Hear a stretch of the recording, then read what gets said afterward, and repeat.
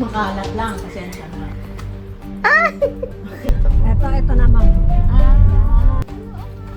Wow! Mahanap ko rin yun, kaya lang. Dun po, yung mangga doon. Cancel.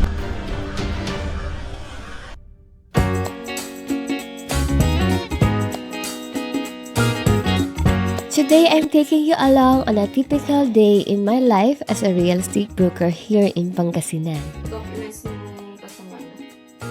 Yes. Ang plastic. Okay. A lot of people think our work is simply posting properties online and waiting for buyers to call. But behind every successful transaction are countless meetings, site visits, inspections, and conversations that most people never see. Our first appointment today is in Santo, Tomas, Pangasinan, where we'll be meeting one of our buyers to inspect a property.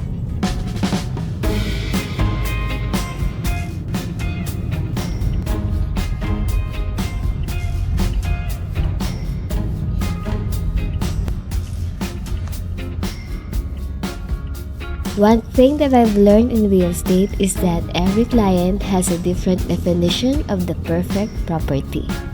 Sometimes it's about location, sometimes it's about price, and sometimes it's about things you would never expect. Today would prove exactly that. We arrived in Santo Tomas a little earlier than expected and met up with one of my agents.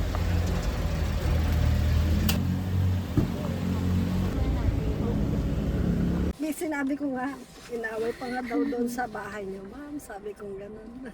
Okay lang. Since we still had some time before our buyer arrived, we decided to check her new listings and stop by a nearby cafe.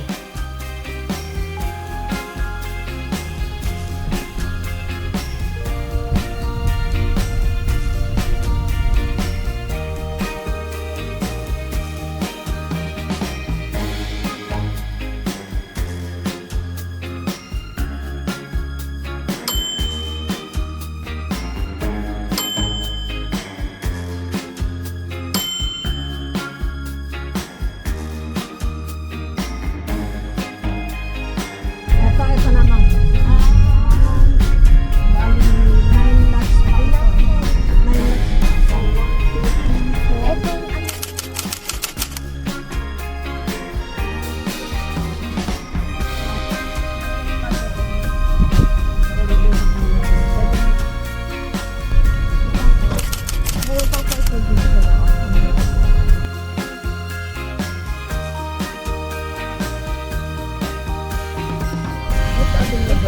Meron isa pa dito. Pero mas mura dito sa loob. 4-5.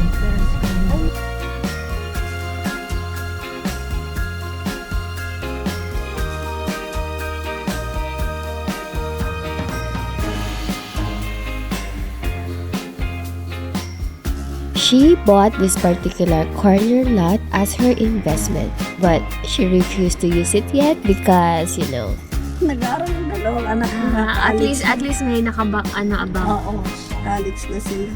Just a short drive from the properties is Arapaap Cafe, located right here within the subdivision.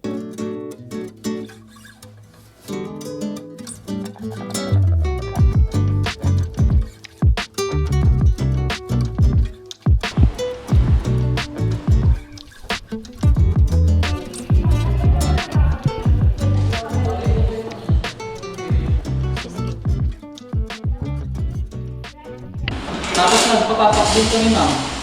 Papak po. Parang kung ano, merong birthday po sa inyo, pwede po kami mag-respond sa inyo.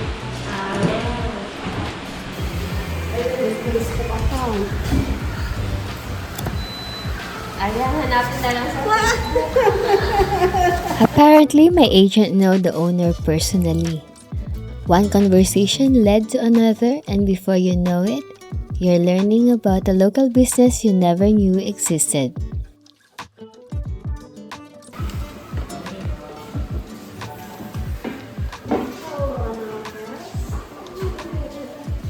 Ako ko na yan. While enjoying our drinks, we learned that this cafe is more than just a coffee shop. They also accommodate events and private gatherings. Places like this are becoming more common throughout Pangasinan, creating spaces where people can meet, celebrate, and support local businesses. Not a bad way to spend a few minutes before work resumes.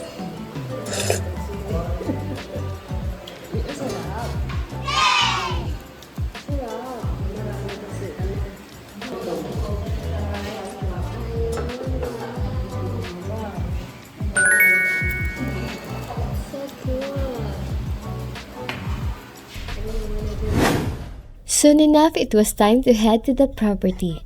Our client had arrived. Diyan po sa likod. As brokers, we're always hoping that the viewing goes well. Not because we're chasing commission, but because finding the right property for our client is genuinely satisfying. Iba din to. Ito rin siya. Ano yung tinanong? This one. So, You can often tell within the first few minutes whether a property is a strong candidate or not. Today, it didn't take may isa very pang long. access naman, sir.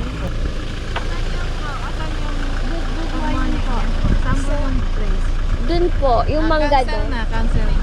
Ito pong kalsada.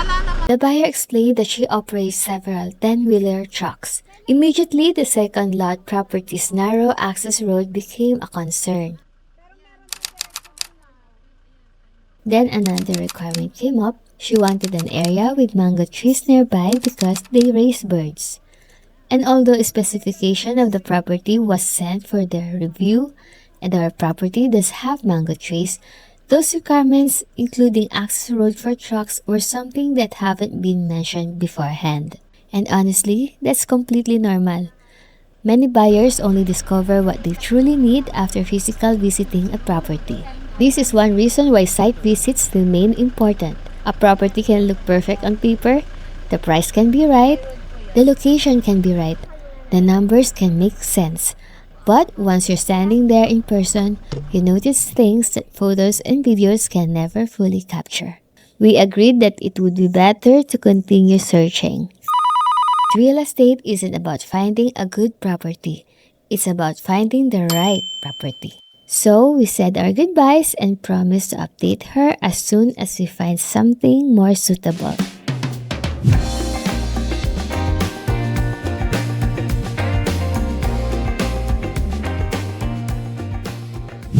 With that appointment concluded, we headed back toward Villasis for our next meeting. This time, we would be visiting a newly built house and lot that a seller wanted us to market. Ale, pwede magtanong? Saan dito yung binibenta ba? Ay, ito?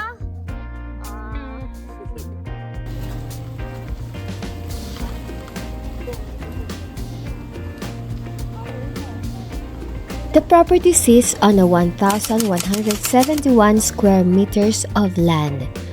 For a home within the poblacion area, that's already a significant advantage. Space is becoming increasingly valuable, especially in central locations where large lots are harder to find. As we explored the property, one of the features stood out to me: the backyard.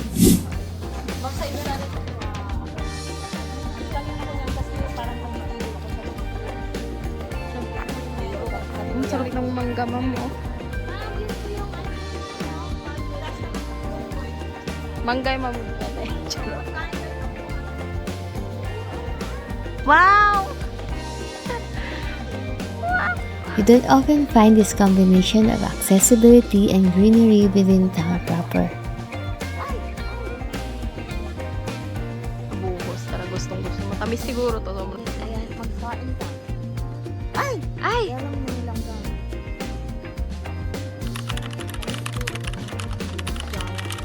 Kaya nga.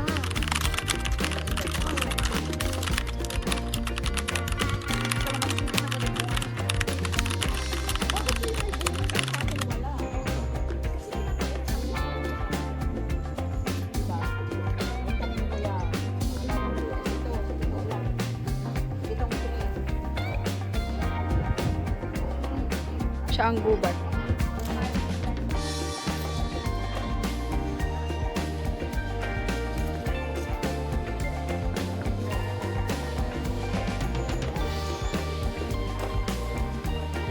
Another interesting feature is the additional structure located behind the main house. The owner explained that they use it as temporary studio and workspace during construction.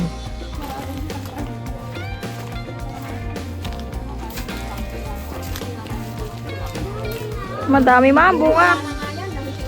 Ay, hitik.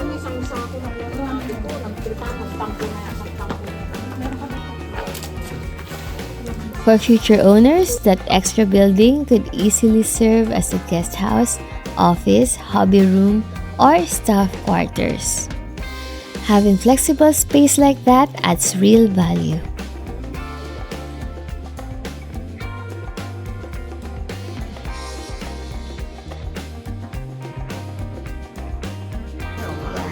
Water system is solar powered.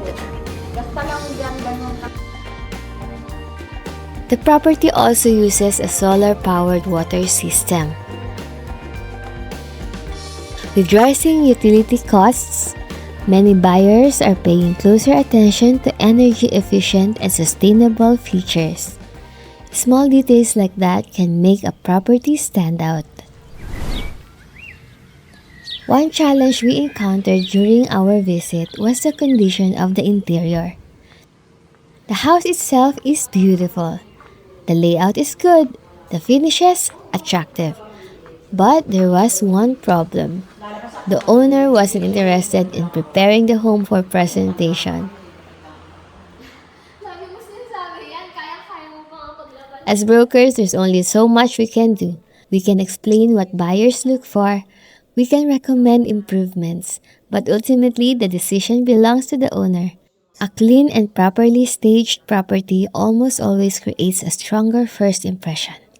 Still, we work with what we have. Makalat lang. Kung ano gusto mong bagay, gano'n. Don't call me miss, just blow me a kiss. Don't use my name, just join in the game. Don't call me up, don't call me down. No, just call me baby. Call me baby. Yeah.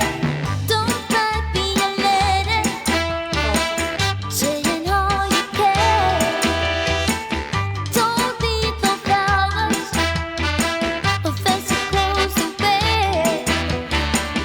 Don't hold the door, don't tell me why. No, just call me baby. Call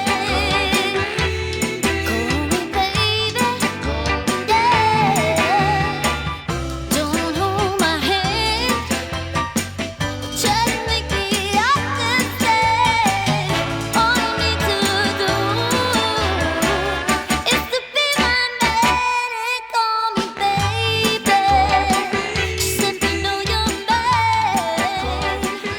Yeah, call me baby. Kasama ba yung mga laman? Hindi, syempre.